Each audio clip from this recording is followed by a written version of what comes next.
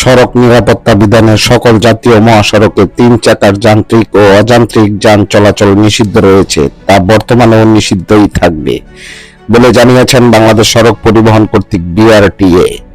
সংস্থাটি বলেছে, ইদানিং লক্ষ্য করা যাচ্ছে আইন অমান্য করে জাতীয় মহাসড়কে এসব যানবাহন চলাচল করছে।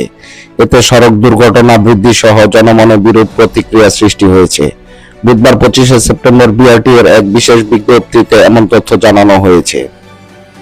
বিজ্ঞপ্তিতে বলা হয়, এমত অবস্থায় সড়ক নিরাপত্তা বিধানের দেশের সকল মহাসড়কে 3 হুইলার, অটোরিকশা, অটো টেম্পু ও অযান্ত্রিক যানবাহন চলাচল নিষিদ্ধ থাকবে।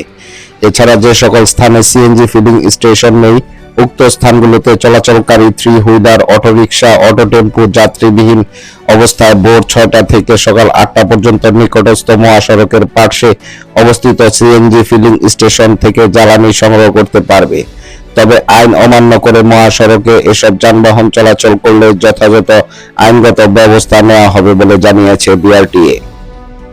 মুবিন ভুঁইয়া খোকন, আর24 নিউজ টিভি অনলাইন ডেস্ক।